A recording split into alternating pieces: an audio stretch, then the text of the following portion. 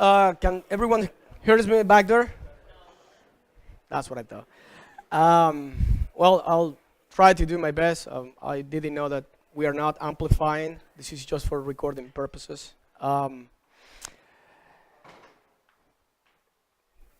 When I was when I checked the schedule and I was like, oh, I'm gonna be at lunchtime. I was like, well, this is kind of like it's perfect because if the room is full, that means that there's an appetite for this kind of information. If it's not, well, probably because they are sleepy and it's not my fault. So it was kind of like work both ways, right? So thank you for being here. For over the next 45 an hour, well, 50 minutes, more or less, I'm gonna try to explain or go over the details of what was my first engagement, how I did this first pen test. I was attending the other speakers, and I realized how many tools we have right now, how many scripts, and it's awesome. So, but one of the goals of this presentation is to show you what happens behind the scenes with with what we now take for granted. My name is Hector Bermudez. This is more or less what I have for you guys today. A little bit about me. I currently work for Lockheed Martin as a pen tester, part of the red team. Right, so I hold bachelor degree in computer engineering from UCF, also a master in digital forensics. I have some certifications in the field. I'm pretty an advocate for this type of conferences. So, but this is my first time as a speaker, so show some mercy. So basically, we are gonna have a Q&A at the end, but because I'm gonna be touching some technical details, I would love if you guys interrupt me at any time and ask me, for more clarifications, etc. So I was I was at the end of my master degree program when I learned that I had to go through an internship. I was a full-time worker, so I didn't have the luxury to quit and just go and do it. So I talked to my professors. They were like very open mind, say, you know what?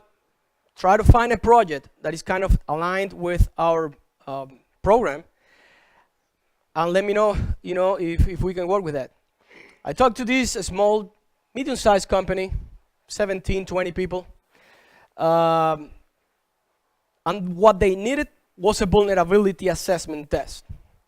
Remember, yes, I was doing my master degree in digital forensics. I was like familiar with Linux, forensics, procedures, all that stuff. But actually launching commands against a target, that was new to me, right? So I was like, all right, if you need that, I'm gonna do it for you. And I'm gonna do it for free. So they were very happy about it. So yes, my first initial goal was to pass a class, period. The second one was like, well, this is a great opportunity to verify how deep is the gap between formal education and real hands-on experience. We all know there is a gap, but how deep it is, we are gonna find out. So, test also the offensive security approach. I was working at the moment as a blue team member. I was a defender, right, of a perimeter. So, but I always wanted to know what was the TTPs or techniques and procedures that the bad guys or adversaries use. So, and if I could learn from there, I will be a better defender. That was my mindset. And I wanted to also test that. On the other hand, the company's objectives were, well, first of all, perform a vulnerability assessment.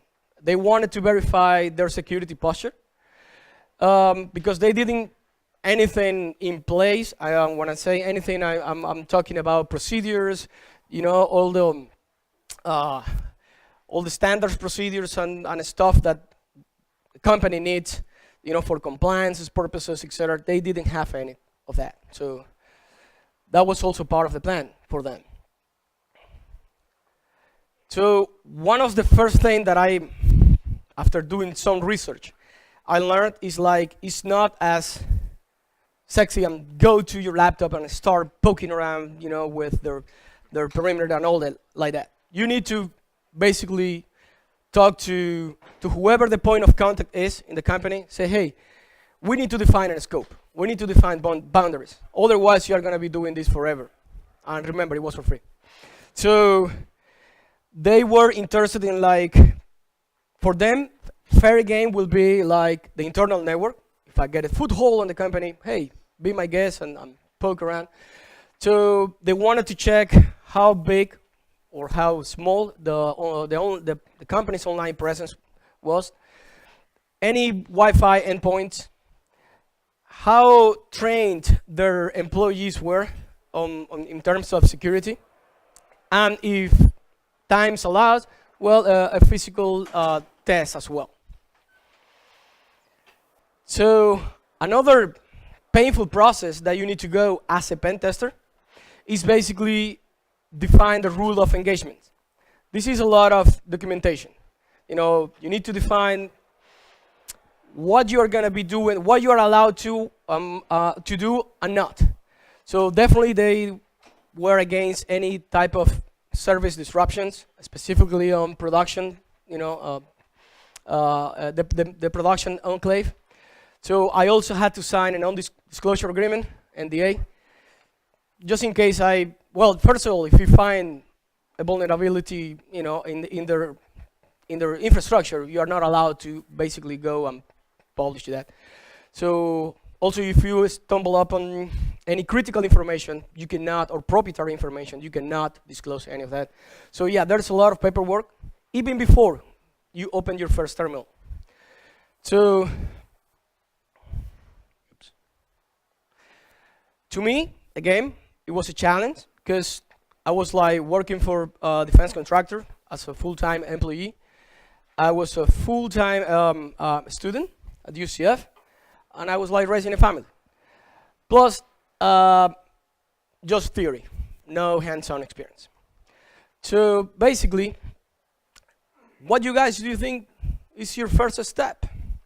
Well, I was like, let me go to the website and see what they have to offer, what they do. I start familiarizing myself with their products, their people, see if I can learn more about it. So there was not much, to be honest, just that contact us page, where I was like taking notes of everything, because again, when you know what you're doing, you basically start like filtering out the information that is good or not. But when you are starting in this type of business, you don't know what's going to be useful. So during the exercise, so I was like taking notes of everything. So in this particular case, I just wrote down the physical address, the PR guy, was a public face for that company, and that will be just a spoiler alert. It's going to be important later on. So their phone number, email address, and that was it. So then I started doing and I didn't know the term back then, but it's open source intelligence. So you basically, without even engaging or actually launching your attacks directly to your target on their test, you basically start learning more, but now on the internet, right? So there's Netgraph, Whois, Google Maps. Let me put a parenthesis here. This was back in 2014. I'm pretty sure that some of you will be like, oh, there's a tool already for that, and it does so much fast and give him so much information. So this is what I use, again, back in the days. And I didn't know that existed maybe other tools that were like more efficient or more faster, etc. So Whois queries, Google Maps, and social networks. That's what I use for my basically passive recon phase. This is an extract, a very, very short output of what of Netcraft give you to the Whois networks out there, Whois tools out there. To me, that was kind of like, not really useful, except for those highlighted items there. One of them, well, yeah, I kind of verified that I was like checking the right company. Also the network range. Because I wasn't sure if I was doing it correctly, I came back to management and say, hey, I just want to double check if I'm working with the correct network IP range. They verify that, so I proceed with those. Then from social networks, LinkedIn specifically, I was able to find their CEO, at least 17 employees and staff, developers, all that kind of stuff. It is amazing. They made a mistake because some of them has their company's email address tied to their LinkedIn profile. So if you do that, now an attacker can learn more about the format of that email address, and he can start building that list of potentials, and all of you, or some of you, will be like, oh, phishing. Yes, that could be it, right? So also you can learn about the infrastructure. You can learn about, for the job postings or what they do. Oh, I'm a developer. I use Visual Studio all day. Well, now I kind of know, I have a better idea of what is running on your computer. So, and I can start figuring out what my payload or shellcode will be running against. So, another tool that I started like checking was Maltego. It's a tool, it's an awesome tool developed by Paterba. It actually do some automation, or a lot of automation, with open source intelligence, cross-reference, an input that is given by the user. They call that transformations. So, and it gives you an awesome output of lines showing how they are linked together. For example, you can input a domain name, a phone number, regular name. So, and it will give you all the stuff that it will find related to that input. In this specific case, I started to find more information, like for FTP servers, mail servers, and so on. Unfortunately, the majority of all this stuff was not hosted in-house. It was on GoDaddy. And at that moment, you need to stop, pursuing that path. Otherwise, you are going to get in trouble. You just need to be in scope. And definitely that is a third-party company that you can now go and just test their infrastructure, right? So remember that, and this is going to be recurrent during remember that guy that was the PR phase for this company? Well, I used his email address, and now I started learning about clients that were doing business with this company. Also, he was using, amazingly enough, his email address for dating sites and crazy stuff. So now you can have not only the technical element, but also the human element, how you can exploit that as well. So now that you are done with your passive reconnaissance, you can start jumping into a more aggressive, if that's the word, approach. Or, for example, you are going to be definitely hitting their infrastructure. Of course, you have permission to do it. So the way the pen tester do it, or at least the ones that I know, is that they start very smooth, very quiet, and they start raising the noise level. Because when you are doing these type of exercises, yeah, we love to find vulnerabilities and let the customers know about it, but also you are also training, the blue team and the responders and the defenders of the perimeter. So at some point, you want to know what is the noise level that they are going to detect, right? So for those who are not familiar with Nmap, it's basically a port scanner. But it's more, well, That's the very unfair definition. It's definitely more than that.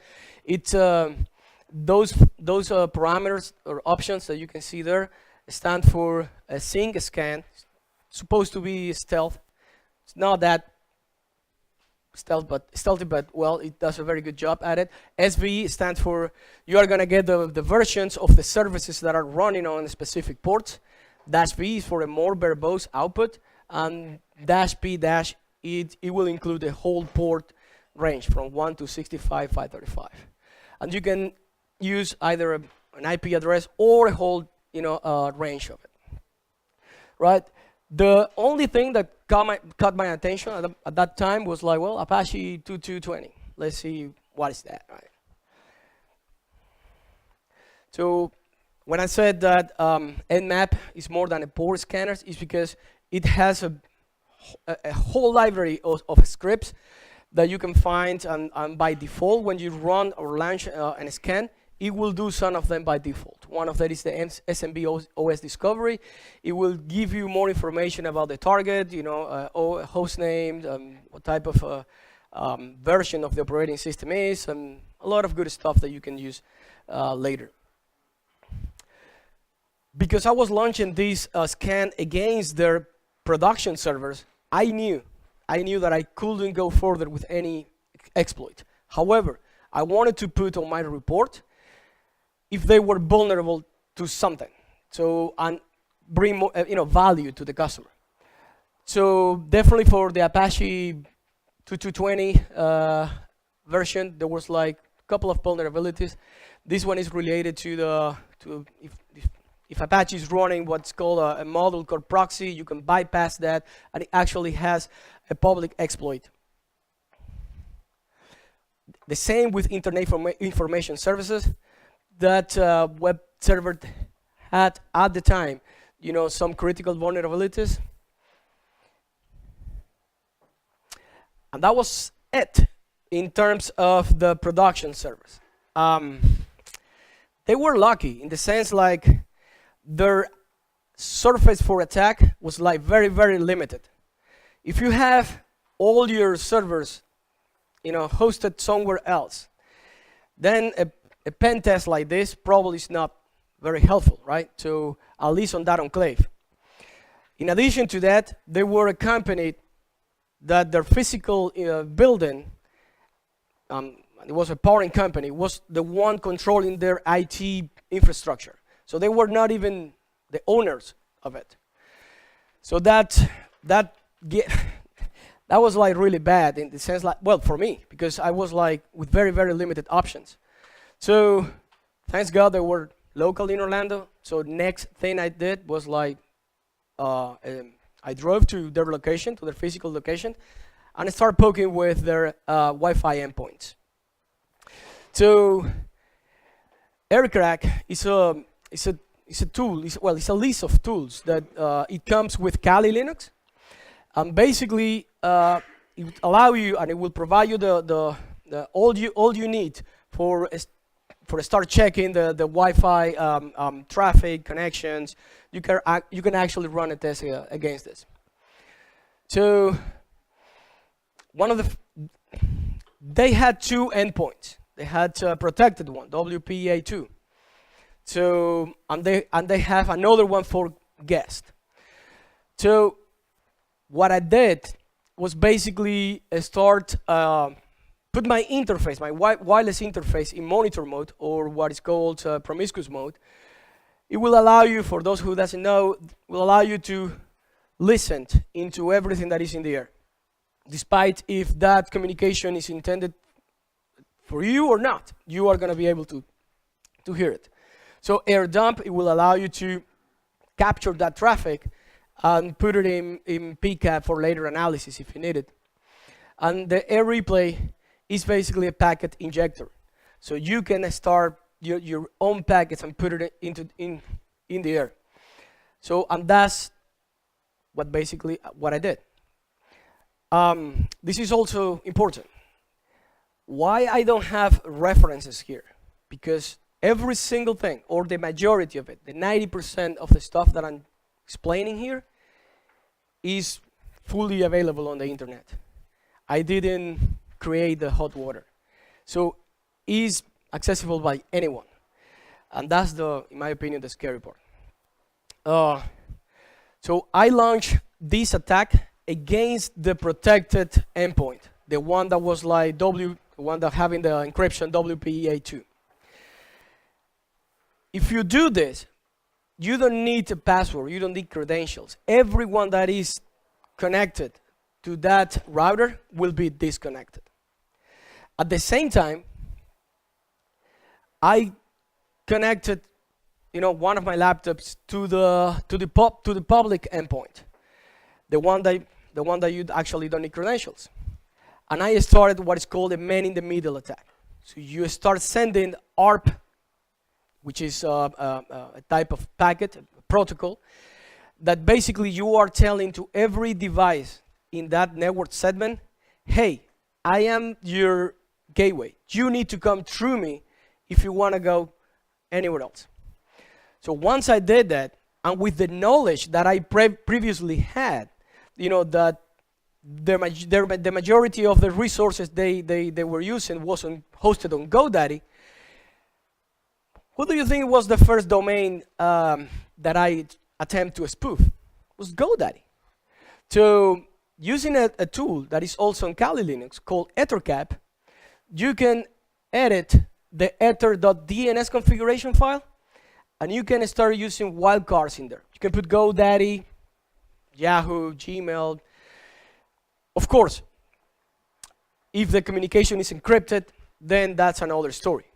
But for this exercise and for this 2014, for some reason, GoDaddy had some of their services without the secure HTTP implemented. So using that syntaxes that you can see there, that's how I started this attack. So I was running two attacks at the same time. The man in the middle, using the DNS spoof. For those who are not familiar what a DNS query is, it's basically the service that tells you that ties an IP address, which is very hard for us to remember, with familiar names like Gmail or Google, whatever.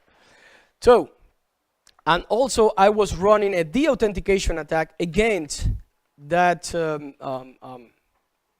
the protected endpoint. My suspicion was like, all right, if someone is connected and using that protected Wi-Fi network, what are going to be the chances that they will, oh, I'm in the middle of something, I just need internet and I'm going to switch. That was, a lucky guess, I think, and I was lucky. So at least two people connected to the unprotected Wi-Fi endpoints, and I don't know if you guys can see it specifically from back there, but there was a lot of traffic going to GoDaddy. And again, this was in plain text. So I was able to grab credentials, through there that was like from that company to GoDaddy. And that's how I got my initial breakthrough, the only one so far. So yes, now I have an email address. What can I do with that? Well, as you can see, the inbox is empty, so I'm assuming they are dumping everything into Outlook. So, but I could probably add a route, a rule in there, say, hey, give me a copy of every single email that is going through here. I could basically wait and win the lottery with any other type of credentials, because developers don't do that.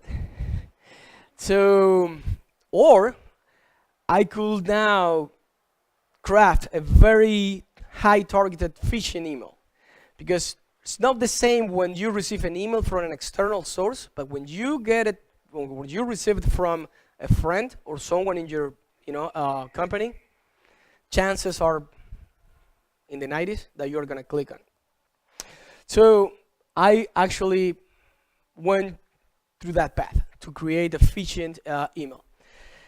Back in those days, I kind of believed that there was no honor as a pen tester to actually send a phishing email, because you knew that the probabilities of someone clicking that email, they are not zero. And you just need one person to click on that email. At that point, I was like, how do I separate myself from being a script kiddie? And a script kiddie is a bad term for those who go to the internet. They are, downloading these tools, hacking tools, and they're just clicking in it without actually knowing what's going on. So definitely I didn't want to be in that position. So I was like, all right, how can I do, and remember, this was for the internship. So I couldn't just go and say, hey, I needed more substance on this exercise. So this is when I started to create my payload. Now, I know, we have now MSF Bannon, but back in the days, MSF payload was the kid on the block, right? So you can create, it is basically a command line instance of Metasploit, and it will allow you to create your payloads for different formats. And we all love one-liners, and that convoluted one that you see there, it is basically not that bad. It's a bunch of, what we call pipeline. That vertical bar that you guys see there is basically, for those who are not, who don't know, you are piping the output of one command and serving it as an input to another one. And all of those are, whoever knows Linux here, those are very, very simple commands, except for, the MS payload. I just wanted a reverse shell because outbound connections are better, believe me, for these kind of exercises. So lhost is where you put your external IP address. If you are doing this and you are behind a router, make sure you do a forwarding on your external router, otherwise you are not going to get that connection back. Local port is where the port where you're going to be listening, for that connection. R stands for the raw output. Then I pipe that to hexdump. I'm basically looking for a hexadecimal canonical, output. All that is just to get a pretty neat hexadecimal output that I will be, using later doing this. So my idea was, okay, how can I bypass an antivirus? I think if we have been attending the other speakers, there's a lot about antivirus. They are still alive, they are still kicking, and they can ruin your day as a pen tester if you made a mistake. So yes, we have some awesome tools like Veil and all those, but I wanted to do it this like old school manually. The idea on this is like you can either use a benign binary and backdoor it, or you can use a malicious binary and craft it to a point where it will bypass the antivirus solutions. And all you need to do is basically hijack the code execution or the regular code execution, basically to what is called a code cave. And here is the part where I ask you again, if you have any questions, just stop me. A PE or an executable is basically composed by different structures, but the most important ones are the sections. You can use those sections to actually include your code. Specifically, at the end of every section, there's going to be some padding. That's basically filled with zeros. And if your shellcode or payload is small enough that can fit in there, you're good to go. The other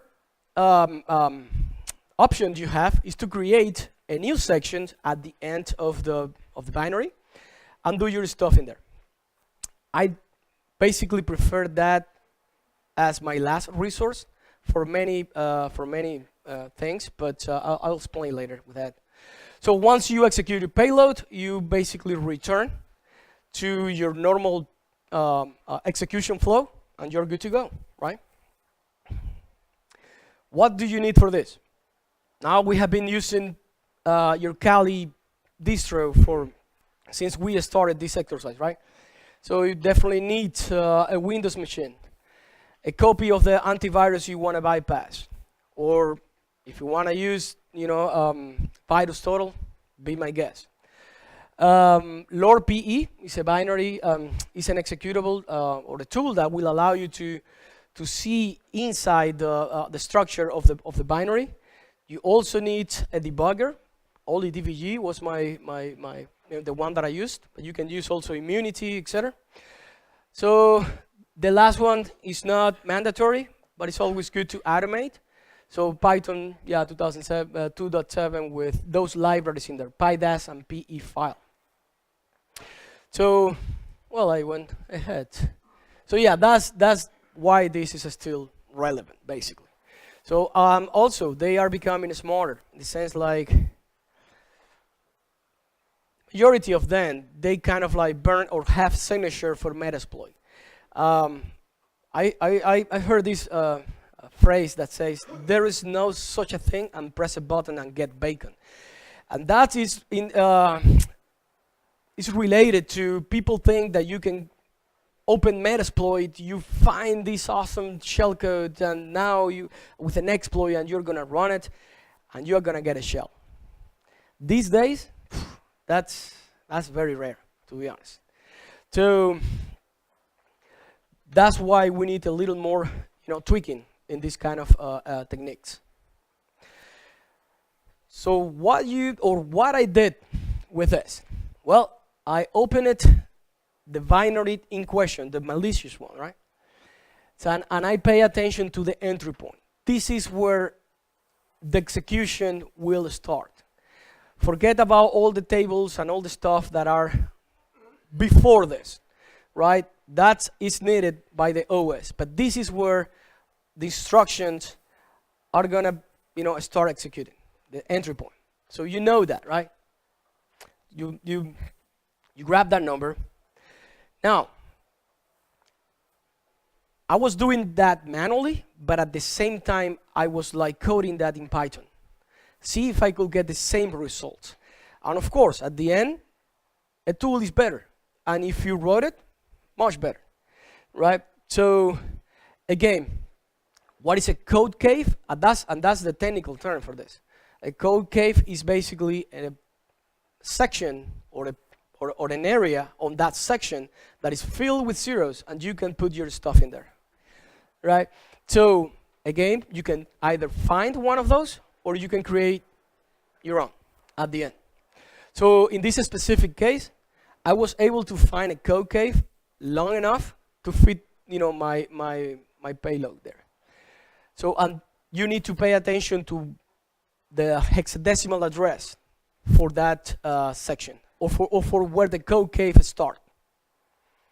So far, everyone's good? All right. So, there is two ways of doing this. This is the hard way, which is basically, and again, you can find this online, all right? So you grab that entry point. You override the first instruction with a jump instruction to your code cave. That definitely will override, again, some valid instructions. You need to put that back, otherwise your binary will be, screwed, basically. So you jump to your code cave, but then you need to pay attention to your registers and to also your flags. And you can save those in the stack, which is basically a reservoir of, where you can put certain values. I don't want to go too technical on what the stack is, but basically you can save all those, the states of the flags and register into the stack using push AD and push FD. And that's what I'm saying, this is the hard way. Then you need to make a note of what is the current value for the stack. You add your payload, you execute your command, or you start, debugging all that, and you need to what is called an alignment of the stack. You need to put the value back by adding, in that case, I needed to add, A0 in hex to the current value of the stack in order to grab or to get the original one. Once you do that, you can restore the register state by popping, FD and AD. Now you need to add manually all those instructions, the valid ones from the original binary that you overrode, and then you can jump back and restore the execution flow.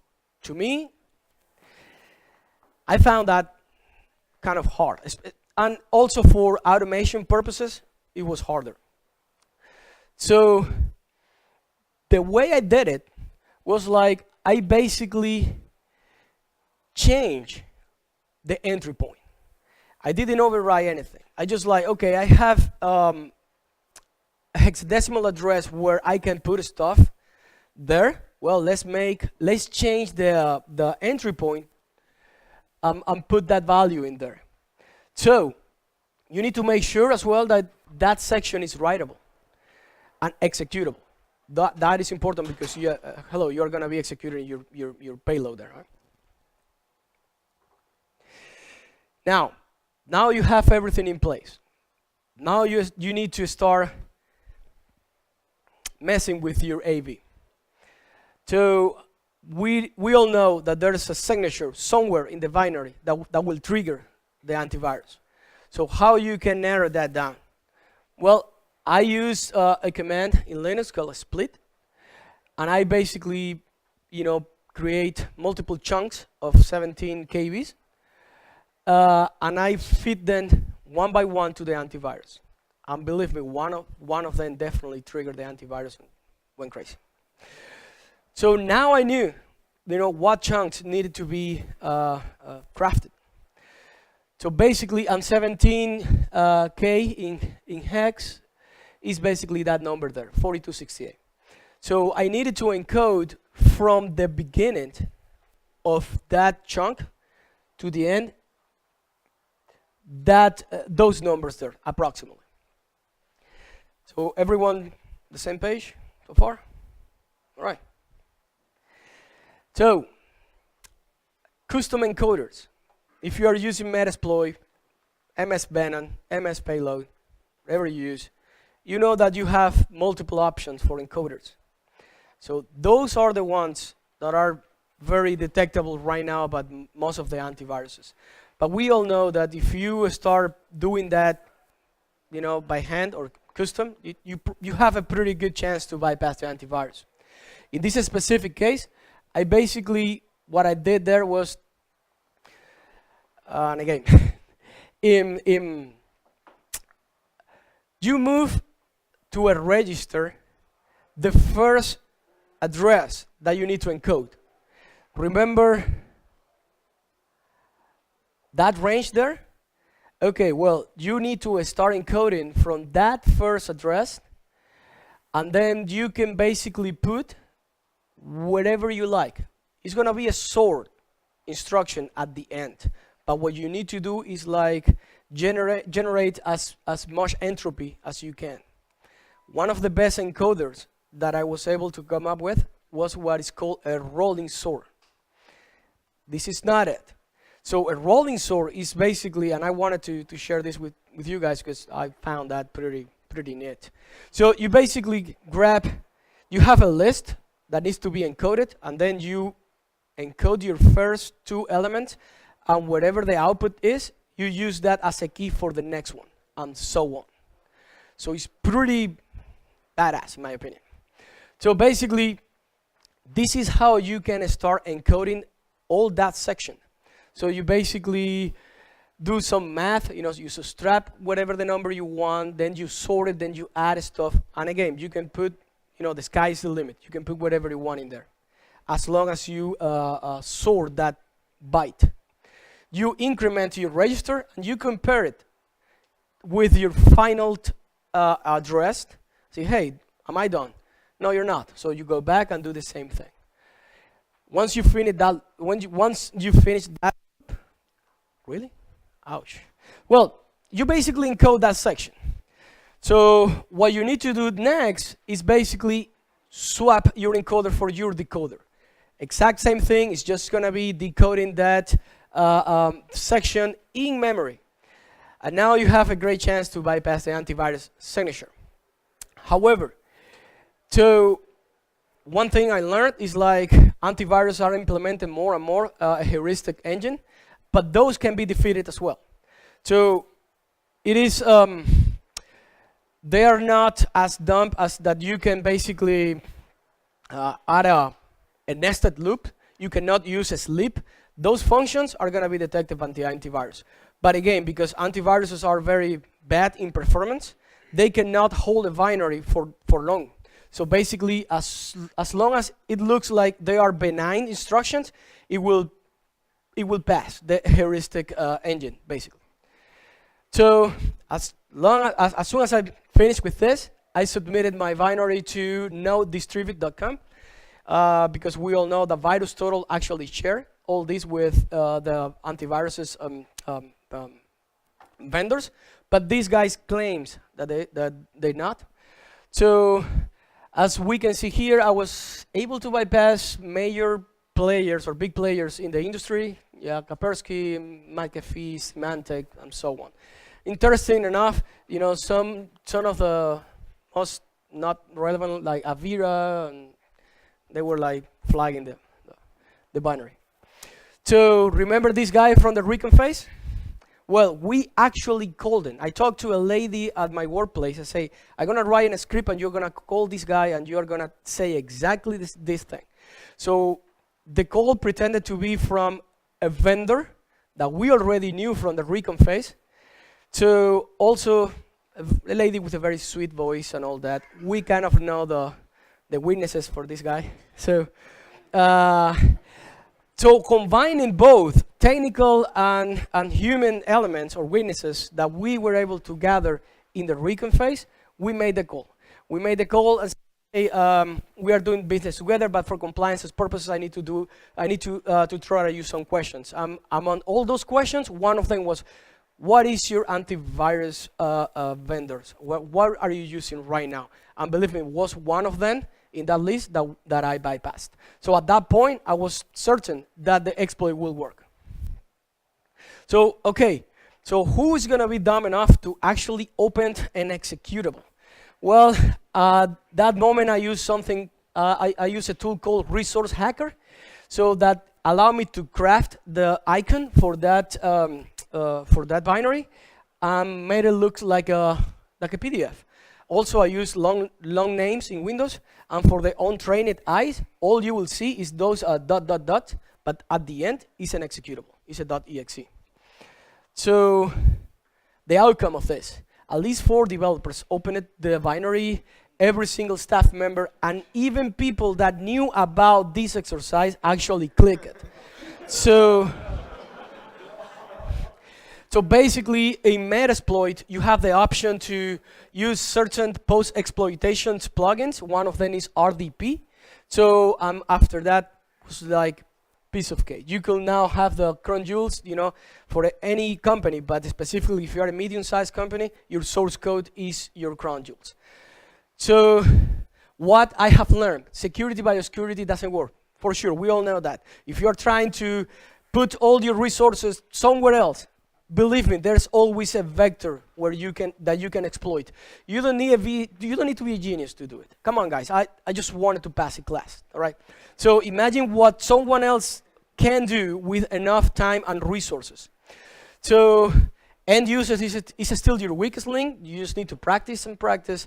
And if it's true that you can learn how to defend your perimeter by attacking it, and that is a resounding yes. So questions.